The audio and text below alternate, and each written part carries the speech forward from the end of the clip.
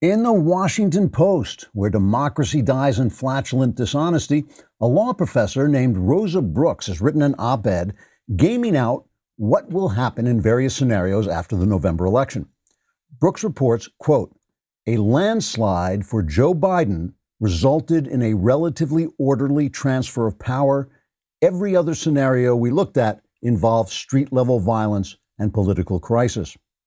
Now, I know what you're thinking. You're thinking, oh, ho, ho, Klavan, you bubbling cauldron of hilarity. Once again, you have both enlightened us and made us laugh with that rambunctiously rib-tickling satirical wit that somehow manages to capture the absurdity of leftist solipsism while at the same time deepening not only our political understanding, but our enjoyment of life as well. And you're so good looking, too. But no, that "so help me" is an actual word-for-word quote from the article. Rosa Brooks says if we don't elect a doddering relic of a once merely stupid second-rate politician, there will be blood. Brooks goes on to say, quote, "We consulted some of the most accomplished intellectuals in the bar on the ground floor of our building and asked them to imagine a series of election scenarios. We concluded that if Donald Trump wins, Democrats will challenge the outcome by stopping the business of government completely through a bogus 3-year investigation into Russian interference. And when that blows up in their faces, they'll move on to reacting hysterically to every little thing Trump does and even impeach him over absolutely nothing. Finally, they'll spread racial hysteria until their fellow leftists are destroying cities and terrorizing ordinary citizens. So vote for Biden or we'll burn this stupid country to the ground." Unquote. When she finished writing the article, Miss Brooks set her hair on fire and ran through the halls of the newspaper, shrieking until the windows shattered, raining glass on the people below. The Post op-ed is the first in a series. Tomorrow's sequel is entitled, "Vote for Biden or We'll Kill You. We Know Where You Live." Trigger warning, I'm Andrew Klavan, and this is The Andrew Klavan Show. I feel hunky-dunky, life is tickety-boo. Birds are winging, also singing hunky-dunky-doo. Ship-shaped, ipsy-topsy, the world is zippity-zing. It's a wonderful day, hurrah, hooray! It makes me want to sing. Oh, hurrah, hooray! Oh, hooray, hurrah! All right, final day before the Klavanless weekend. It's a long Klavanless weekend, but not as long as it might have been since I moved my show up to Friday. So I've given you a break, and it's not going to help. Don't worry about it. Please remember to go on the Andrew Klavan YouTube channel and subscribe. We're over 100,000. We're trying to match the number of the national debt. So you've got to get cracking, and please leave a comment. And if the comment is incredibly stupid, we will consider it that it will raise the level of conversation on our podcast, and we'll quote it online. For instance, here's one from John M. "I'm not too worried about the Klavanless weekend. Since we all only exist in the mind of Klavan, we don't exist when he's not there. I find not existing to be very comforting while wandering aimlessly in a world steeped in chaos." It's actually kind of profound, if you're smoking dope. I began this week by telling you about a handwritten, and I am, of course. I began this week by telling you about a handwritten sign I saw taped to an apartment window in an upper-class neighborhood in Brooklyn. The sign confessed to the racial sin of feeling resentment toward a powerful black person. It was the sort of self-flagellation that was seen during the Cultural Revolution in Mao's China and during the show trials in Stalin's Soviet Union. That is to say, it is a symptom of a slavish mind preparing itself for tyranny. That was sad enough, and it was bad enough, but according to conservative author Rod Dreher, Northwestern University Law School had a town hall meeting online recently in which every professor denounced himself as a racist. Now, of course, these professors are not racist, but they are idiots. They are selling away their freedom for a false sense of virtue. Racism is a philosophy. It's a belief that some races are morally inferior to others. If you don't hold to that philosophy and you treat people with equal respect, you are not a racist, and you have nothing to confess to anyone but God. Indeed, the very idea that other people or society or the state can redeem you for your sinful thoughts or save you from the shame you feel from participating in the general brokenness of humankind, that idea is what makes this stupid leftist confessional practice such ripe soil for the growth of oppression. Like nearly everything the left does, this confessional madness is fractured Christianity. Jesus said we're responsible for the desires of our hearts, but his point was that since all of our hearts are sinful, we should not spend even a moment judging others' sinfulness. How can we, being sinners ourselves? Likewise, if we are all racist merely because of our thoughts, why confess to one another?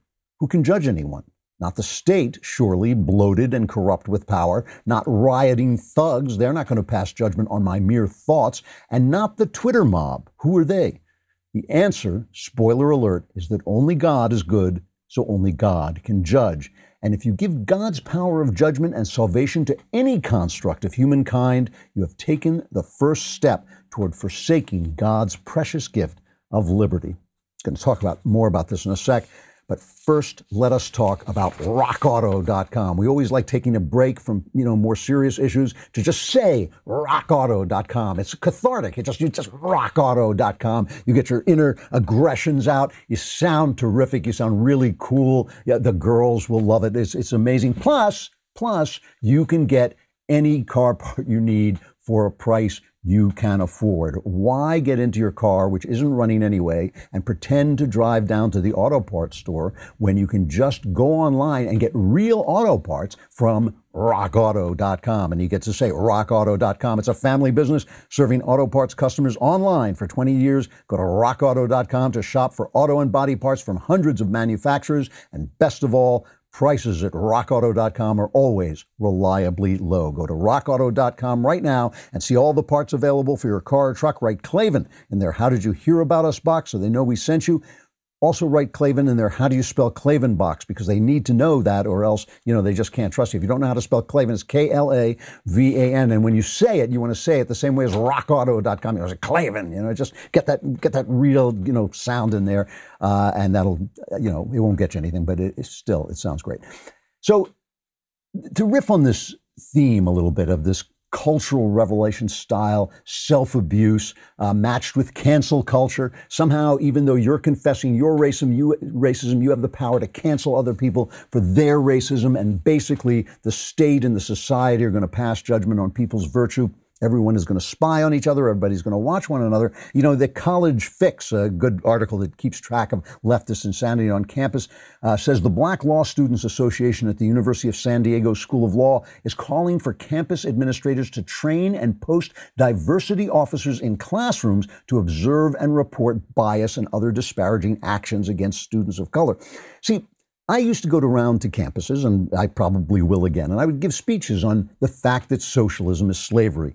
That slavery is where you work, you do the work, but someone else decides how to spend the money. Socialism, exactly the same definition. You do the work, but the government, the people in the big White House, they decide how to spend your money. And your money is not just money. The left is always accusing you of being greedy if you want to keep your money, but they're not greedy if they want to take your money. Your money is not just money. Your money is your time, and your time is your life. So they're stealing your life. That's why slavery is wrong. Slavery wouldn't be wrong if it was just, you give me the money and I'll spend it on wonderful things and much better than you will. But the fact is, it's your choice.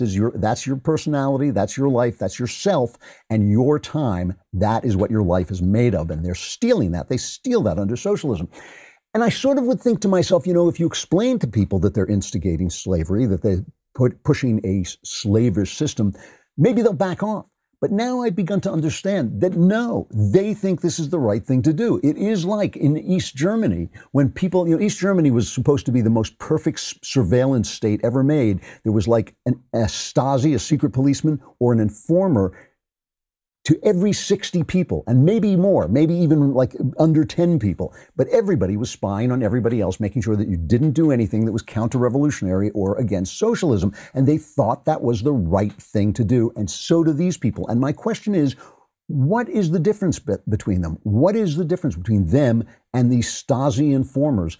Their mindset, I'm not saying we're in the same state, but what is the difference between their mindset and those informers in those slave states? And of course, the press is already auditioning to be the new Pravda.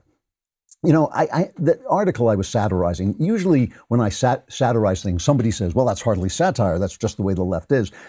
And yeah, that's true, but I usually make them funnier than they are. Not this time. This article in the Washington Post, I would just be so embarrassed. If I were the editor of the Washington Post or just the city editor, and I went on vacation, or the op-ed editor, I went on vacation and came home and found this in my paper, heads would roll. There would be firings all around. This is by Rosa Brooks, who's a law professor at Georgetown University and co-founder of the Transition Integrity Project. And I go back to it because my satire doesn't do it justice. It's actually funnier and uglier and stupider than my satire. So she is co-founder of the Transition Integrity Project.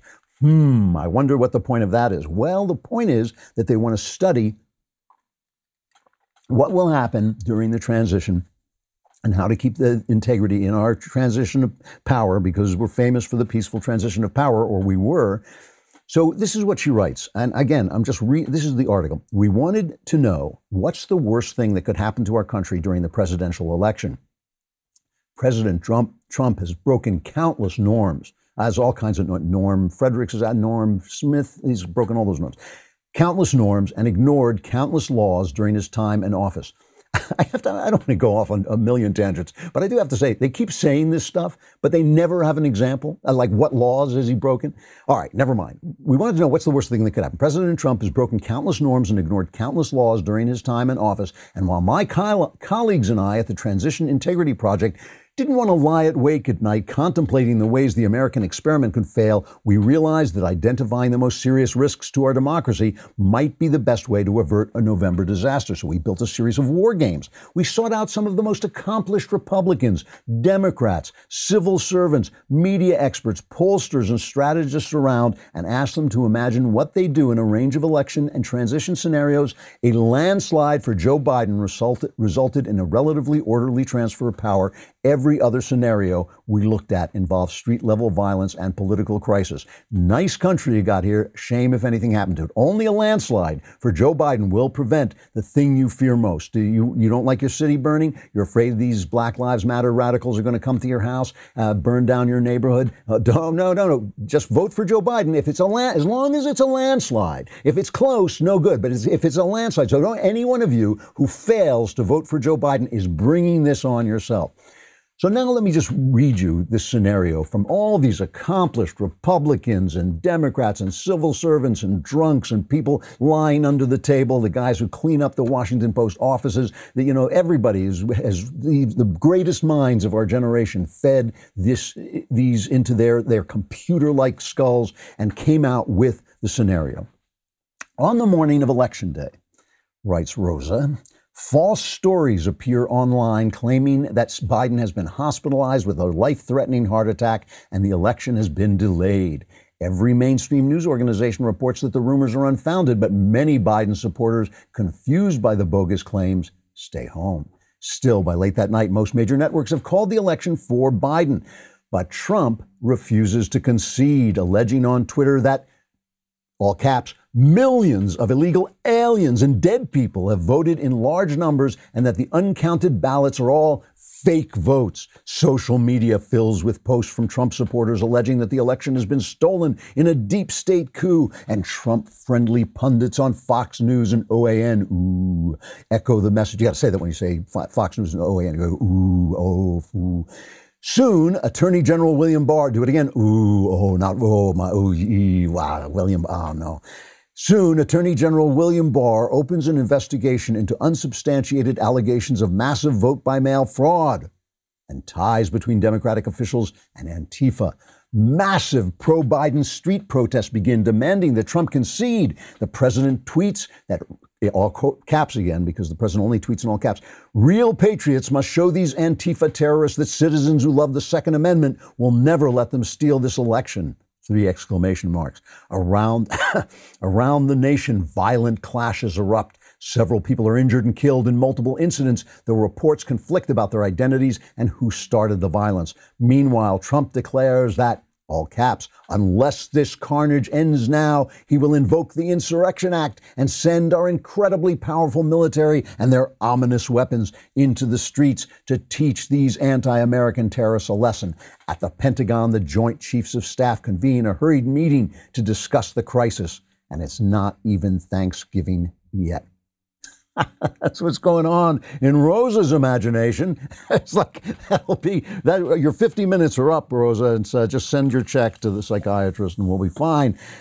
This is what is running as an op-ed. You know, it really is interesting. If you ever just want to make the comparison just for fun, read the op-eds in the Washington Post and read the op-eds in the New York Times, and then read the op-eds in the Wall Street Journal, which are more right-wing. They're right-wing.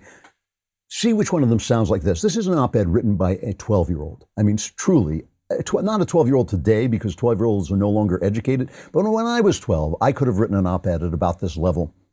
Better prose, probably, but this is the level of thought of an adolescent. So it's Trump who's going to say, oh, these mail-in voters. Who could ever think that mail-in votes, who could ever say that mail-in votes are suspect? Only Trump would ever say that. Here's Debbie Wasserman Schultz, who ran the DNC, the Democratic Party, back in 2016, the last election. Here's a report on her from CNN talking about mail-in votes. Congresswoman Debbie Wasserman Schultz argues a mail-in ballot has wrong written all over it. It'd be a risky experiment for us with an election that has stakes as high as a presidential election does. We've never done a mail-in ballot statewide. Wasserman Schultz is worried about signature fraud, disenfranchising college students, getting addresses wrong, and having private donors instead of states footing the bill. She favors seating the delegates already chosen. But there's a way to solve this without totally redoing this and causing more chaos. My favorite part of this is that Trump is going to claim the election was stolen. First of all, elections can be stolen. That happens in some countries. It's never happened here, I don't believe. Maybe once, maybe one of the Kennedy election. Maybe Kennedy stole an election. But other than that, I don't think it's happened here. But the idea that Trump is not going to accept the results of the election as if this were an intolerable breach in the protocol of our nation, right? Where here is Hillary after the last election, Hillary Clinton after the last election cut 15.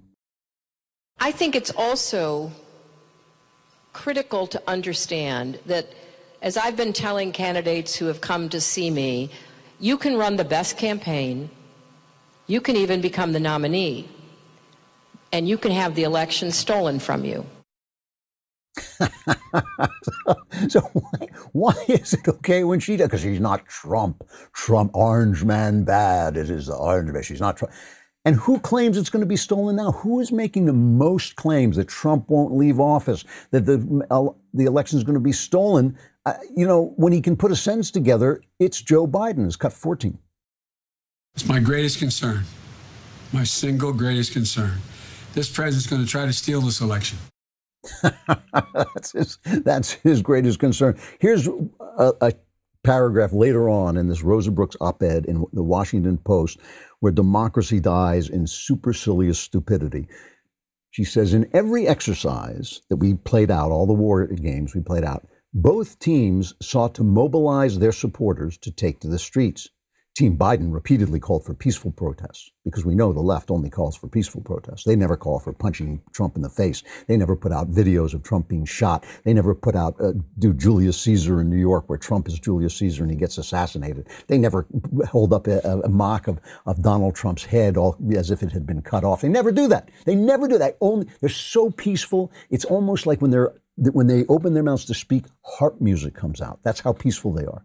Team Biden repeatedly called for peaceful protests, while Team Trump encouraged provocateurs to incite violence, then used the resulting chaos to justify sending federalized guard units or active duty military personnel into American cities to restore order, leading to still more violence. Who is it who justifies violence? NPR just issued an apology for its publication of an interview with the author of a new book entitled In Defense of Looting. They had this article where they interviewed her, and she said, this is Vicky Osterwell wrote this book In Defense of Looting. She says, looting strikes at the heart of property, of whiteness, and of the police. It gets to the very root of the way those three things are interconnected, and also it provides people with an imaginative sense of freedom and pleasure and helps them imagine a world that could be. And I think that's part of it that really doesn't get talked about, that riots and looting are experienced as joyous and liberatory. So courage is the violence, but they're going to call for violence. They're going to call for only peaceful protests with some joyous celebratory looting. Okay, the fact that they imagine themselves to be the peaceful ones is really worth its weight in gold. Walls work, right? That's why we have walls on our houses. That is why we protect ourselves from other people. And that is why you should have LifeLock. LifeLock is like a wall around your computer, keeping bad actors from stealing your stuff and invading your stuff. With the recent increase in cyber learning, it's important to keep your kids' personal information safe as well. There are risks associated with using mobile devices. Review the security settings and privacy policies of any social media sites they use. Caution against checking in. You've got to check in with their apps to announce their location. These are the kinds of things that can happen, that people can steal. Every day we put our information at risk on the internet. You could miss certain identity threats by just monitoring your credit, but LifeLock can help. LifeLock detects a wide range of identity threats, like your social security number for sale on the dark web. If they detect your information has potentially been compromised, they'll send you an alert. No one can prevent all identity theft or monitor all transactions at all businesses, but you can find out if your information is on the dark web. Get your free dark web scan at lifelock.com/Klavan. Pick the plan that's right for you and save up to 25% off your first year. That's a free scan at lifelock.com/Klavan and 25% off if and only if you know how to spell Klavan. It is KLA. B-A-N, there are no E's in Klavan. Weirdly, that's just what I was about to say. So here's, the press has they've lost everything. They really threw away their integrity during the Obama administration. And that is the thing that makes their attacks on Trump so absurd and corrupt. Again, I've said this before, I would never attack the press for being tough on any powerful person, but being such puppy dogs for Barack, an incompetent and corrupt president, and then coming after Trump, who has been he can be really extraordinarily blunt and sometimes grotesque in the things he says, but he has largely been a very competent president and largely done a very good job. But the hatred of him following this sort of absolute lovey-dovey treatment of Barack Obama, who was spying on them half the time, has just been obscene. So now we have another work of so-called journalism from The Atlantic, and this is by Jeffrey Epstein. Trump, Americans who died in war are losers and suckers. The president has repeatedly disparaged the intelligence of service members and asked that wounded veterans be kept out of military parades. Multiple sources tell The Atlantic. Not one named source, by the way. Not one named source.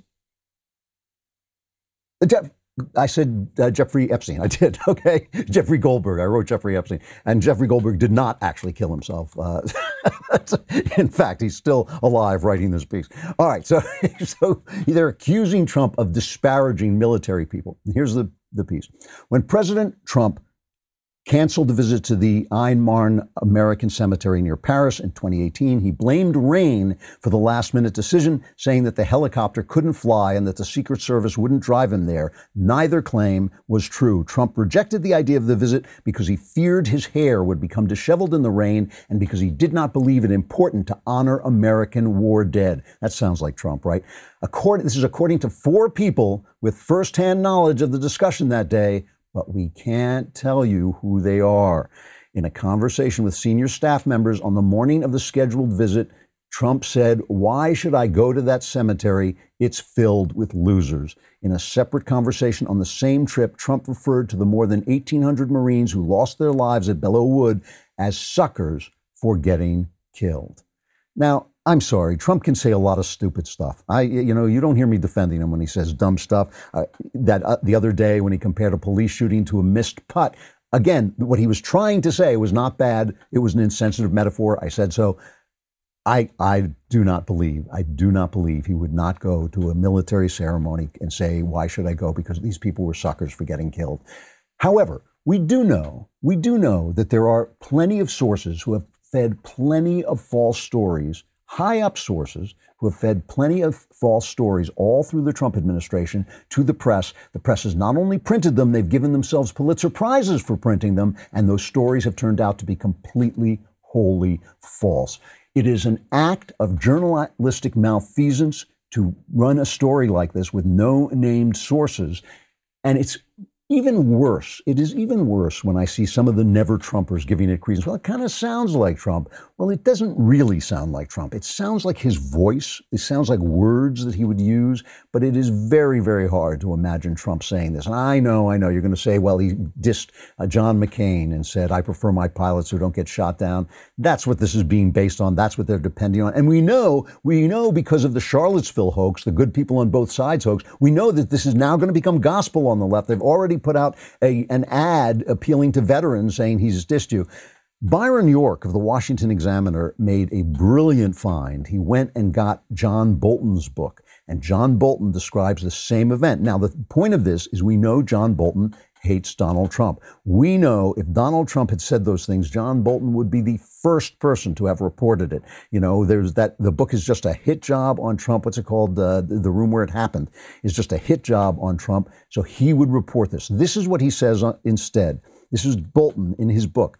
On Saturday, I went to the U.S. ambassador's residence where Trump was saying to brief him before his bilateral with Macron. The weather was bad, and Kelly and I spoke about whether to travel as planned to the Bellewood monuments and nearby American cemeteries where many U.S. World War I dead were buried. Marine One's crew was saying that bad visibility could make it imprudent to chopper to the cemetery. The ceiling was not too low for Marines to fly in combat, but flying POTUS was obviously something very different.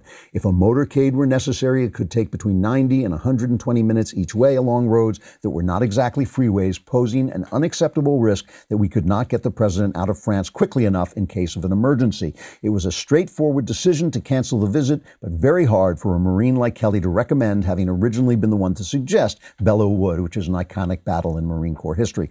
Trump agreed, and it was decided that others would drive to the cemetery instead as the meeting broke up and we prepared to leave for the Élysée Palace to see Macron.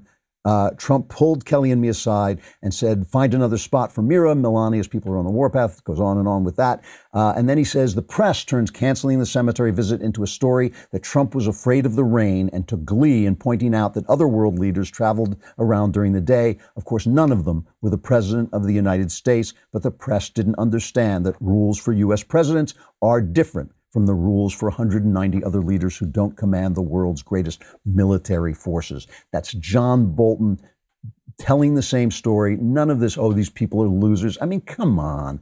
Trump denies it. Let's hear from Trump himself. It was a totally fake story, and that was confirmed by many people who were actually there. It was a terrible thing that somebody could say the kind of things, and especially to me, because I've done more for the military than almost anybody else. You look at how the VA is doing, it's doing incredibly well. We got all sorts of things done, from accountability to veterans' choice to everything. And it's got right now the highest approval rating that it's ever had, 91% approval rating. It's never been anywhere close to that. Nobody's done what I've done, and that includes salary increases, but it really includes the rebuilding of our military. And you know, Trump, if Trump is nothing else, he has this visceral love for this country that may be uninformed. It may not be, it may just be the kind of patriotism that people his age, my age, just feel naturally. Who knows? But who could think that Donald Trump was blowing off the military in those terms? Even, people who were there, Sarah Sanders, she says she was there. She says it's total BS. I was actually there. One of the people part of the discussion. This never happened. But you can get ready for this now. This is going to be right up through the election. They're going to reimagine that the things that the left does, Trump will do, the violence and the inciting violence. And they're going to just make up stories using sources. I'm sure these sources really told this to Goldberg. I'm sure they really said this to the reporter. But the sources, if they're not going to come forward, that you should not run a story like that. It's malfeasance. It really is bad. And, it is funny. Somebody was tweeting this online. I didn't catch who it was. But when you go back over Trump's history, there are a lot of times that Trump has been put forward as really a benefactor of people, a kind of guy who really respected ordinary people. A lot of various acts of kindness Trump did when he was a, flashy millionaire, billionaire, when he was out there as the branding himself. He did a lot of really decent things, showed up for people and paid their mortgages on their homes. During the 80s, all the farms were collapsing. He paid mortgages on home. There was also that time remember that Jennifer Hudson, that really talented singer, She was in, is it Dreamgirls? Was that the name of it? She's a really talented singer, and her family was murdered. And Trump put her up at the Trump International Hotel and Tower free of charge. And People magazine wrote a big piece about it. He doesn't just have a golden touch for business. He also has a heart of gold. You know, that Trump is gone from the press, not because he's not still there. And again, you've heard me attack Trump for his rudeness. You've heard me attack Trump for the way he treats people, his underlings, sometimes people who deserve respect. But that Trump is gone entirely. I mean, again, we always talk about nuance, you know, just a little bit of nuance, just a little bit of maybe seeing things from both sides. This is going to be gone. And so these last couple of months before the election, this is what you're going to hear. You're going to hear lies. You're going to hear transference, where they transfer their violence and their malfeasance onto Donald Trump. And also, of course, this imagination. This is the important thing, going back to what I was started out talking about when I was talking about the GDR, East Germany, under Soviet rule.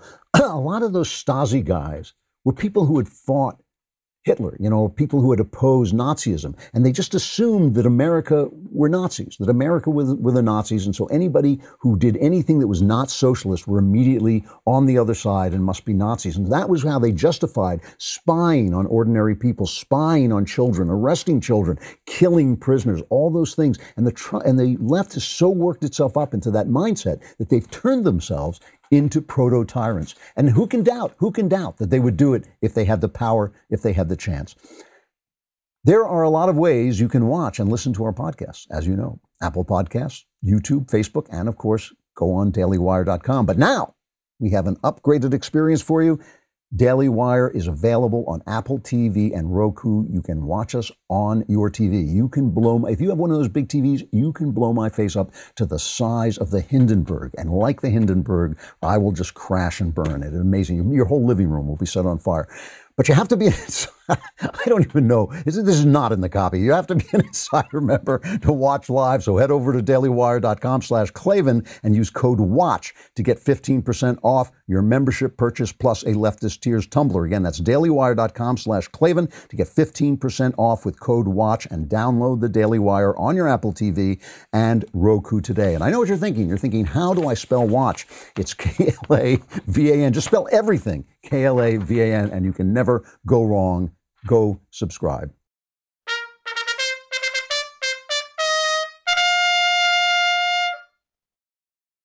So I just have to cover a little bit this Joe Biden visit to Kenosha, Wisconsin. Remember, you weren't supposed to go to Kenosha, Wisconsin. Donald Trump went to Kenosha, talked to business leaders, talked to law enforcement, said he would help rebuild the place. Everybody's, no, don't go. It's divisive. It's terrible. You'll start trouble. You know, so the next day, Joe Biden goes because he has to follow the leader. Here's the way the press covered Trump's visit. This is cut 4. President Trump visited here today over objections from local leaders in an effort to draw attention to destruction from recent protests.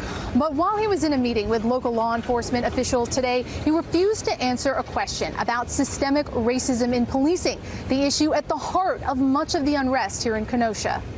And we begin tonight with President Trump in the newest American flashpoint, traveling to Kenosha, Wisconsin, amid unrest over the police shooting of Jacob Blake, shot 7 times in the back at point-blank range. The president touring areas damaged during protests, meeting business owners, hours after comparing the officers involved in the shooting to golfers who, quote, choke, missing a 3-foot putt. So here's, by the way, business leaders, the law enforcement thanked Trump profusely. I know that the Democrats didn't want him to go. Trump gets there. The streets are lined with his fans. They're cheering. Everybody's there. Biden gets there yesterday. There was one guy with a sign. So help me, one guy with a sign. Again, the polls still have Biden in the lead, but that was the way it was on the ground. All right, so here's the way, let's just cover the way that the media, here's Brooke Baldwin on CNN, how she covered Biden's meeting. Then we'll take a look at the meeting. point by point by point on his notes, just questions, concerns from folks there who have been able to speak up about, their children and education and mental health and the prison system. But I want to go back just briefly. I mean, obviously he's there in the wake of the Jacob Blake shooting. He's met with the family today, and he was mentioning Charlottesville. And again, when Joe Biden announced he wanted to run for president, what did he say? He wants to fight for the soul of this nation, and that is precisely what he is trying to do in making his case to become the next president of the United States. Wow. Wow. By lying, by the way, the Charlottesville thing, Biden is sticking to that lie. Now, at this point, Biden may not know it's a lie. He may not know where he is or where Charlottesville is, but it's a lie. It's a lie. Trump condemned the white supremacists and the Nazis, but he said that there were good people in the local argument over statues. That's what he said. And Biden keeps promoting this lie. And that very fact should be called out by journalists, but instead they support it. They created the lie. They don't want it to go away. So Biden goes and he has a phone call and he talks to Jacob Blake. Okay. Now, this is the guy who was shot by police 7 times in the back while he was reaching inside a car. The cops say he had a knife. There was a knife present, they know. It's still unclear whether it was in the car and he was reaching for it. But just remember, Blake was forbidden to go to the home of his alleged victim from an incident on May 3rd when she woke up in bed with her children. She was asleep in bed with one of her children. Blake came into the room around 6 a.m. and allegedly said, "I want my stuff." And she told cops that Blake then used his finger to sexually assault her, sniffed it, and said, "Smells like you've been with other men." The officer who took the statement said she had a very difficult time telling him this and cried as she told how the defendant assaulted her. Who could blame her? The alleged victim said Blake penetrating her digitally caused her pain and humiliation and was done without her consent, and she was very humiliated and upset by the sexual assault. That's the record. So he was not allowed to go there. He went there. She called the cops. He resisted arrest. He reached into it. They were pointing the guns at him, saying, "Stand down, stand down." It was amazing. It was like that old what is it? Key and Peele routine where the cops keeps commanding the guy to stop and he just never stops and finally holds the cop at gunpoint and the cop has to surrender. That's the way they expect the police to behave. But instead, he reached in, he was armed, he was resisting arrest, they opened fire. And I don't want to run down the guy's family. The guy's mother, certainly, she's been very graceful. She's talked about she doesn't want the violence and all this stuff. But why are they always for the criminal? Why is the left always for the criminal and not for the cops? Why isn't Joe Biden visiting with the family of cops? Why isn't he talking to the child, the parents of a child who just got shot in, where was it? I think it was Chicago. I'm not quite sure. But another one of these drive-by shootings where the gangs are fighting. Why don't we talk about all this stuff? Why is it always on the side of these criminals? And it's just, so anyway, then he goes to a church. He goes to a Lutheran church. And he puts forward again the idea that this racism is systemic. You're all in a country that hates you. And he says, but now we have a chance to change it. This cut 6. This is the first chance we've had in a generation, in my view, to deal and cut another slice off institutional racism toward getting to the place where it changes. And by the way, the main reason why I'm optimistic, because of your generation, Black, white, Hispanic, and Asian American. Did you ever think you'd turn on a TV? You're much younger than I am, but you're a little older than she is. Did you ever think you'd turn on the TV and roughly 2 out of 3 ads would be biracial couples selling a product? But at least he gives them a history lesson to increase their pride. This is very important because you want people to be proud of their history. So Biden gives them a history lesson to increase their pride. It's cut 11. People fear that which is different. We gotta, for example, why in God's name don't we teach history in history classes? A black man invented the light bulb, not a white guy named Edison. Okay? There's so much. Did anybody know before what recently happened? That's an amazing, amazing clip. That is an amazing clip. When I was a kid, I was a big Edison fan. Edison invented the light bulb. Edison invented the light bulb.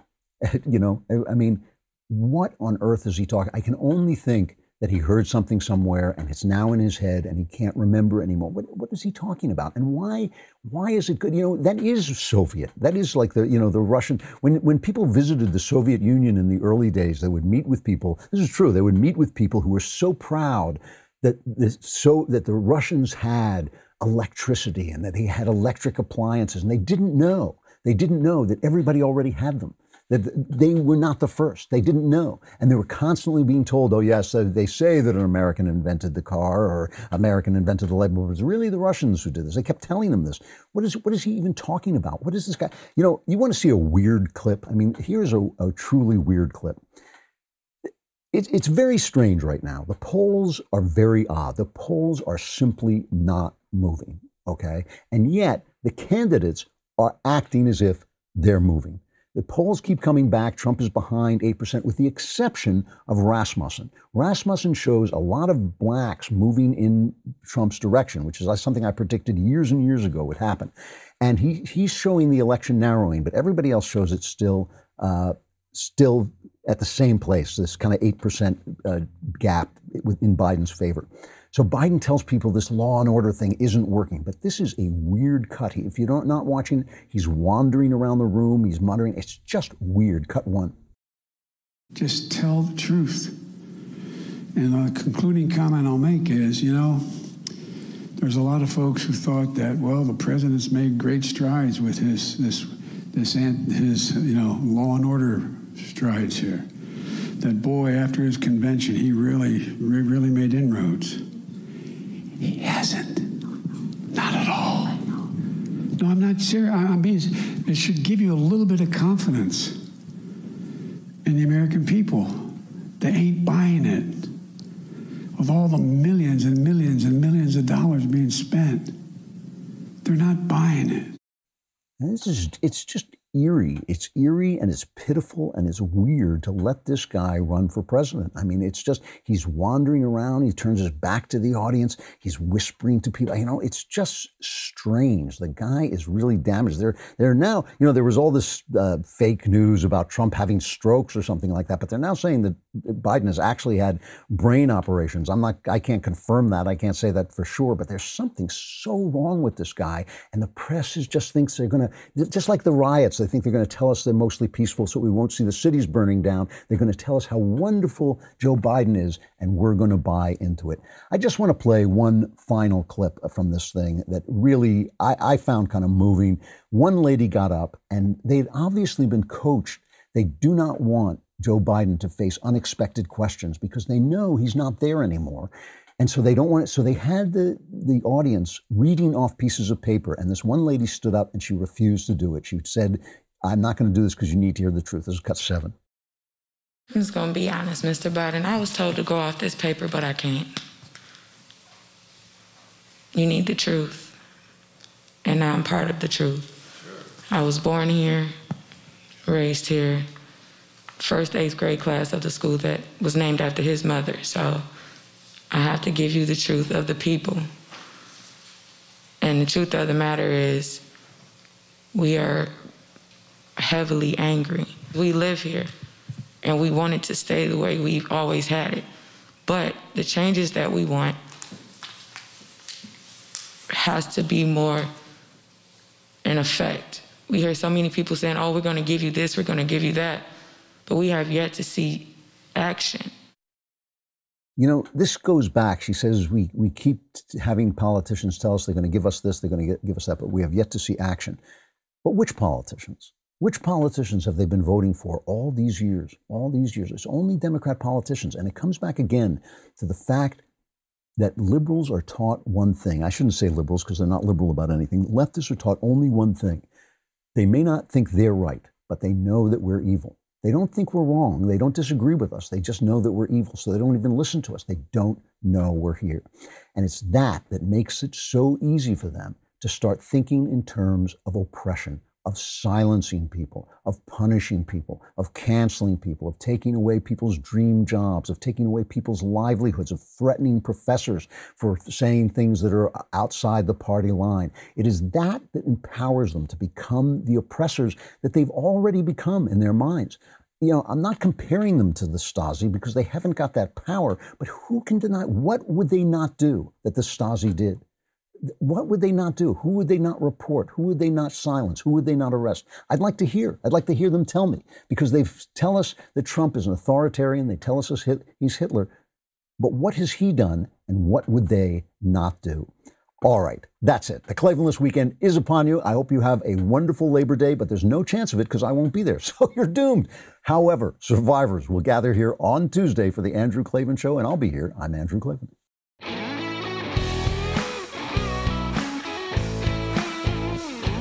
The Andrew Klavan Show is produced by Robert Sterling. Executive producer, Jeremy Boring. Our technical director is Austin Stevens. Supervising producer, Mathis Glover. Assistant director, Pavel Wadowski. Edited by Adam Sayevitz and Danny D'Amico. Audio mixed by Robin Fenderson. Hair and makeup, or head and makeup, is by Nika Geneva. Animations are by Cynthia Angulo. Production assistants, McKenna Waters and Ryan Love. The Andrew Klavan Show is a Daily Wire production. Copyright Daily Wire 2020. You know, the Matt Walsh Show, it's not just another show about politics. I think there are enough of those already out there. We talk about culture because culture drives politics and it drives everything else. So my main focuses are life, family, faith. Those are fundamental, and that's what this show is about. I hope you'll give it a listen.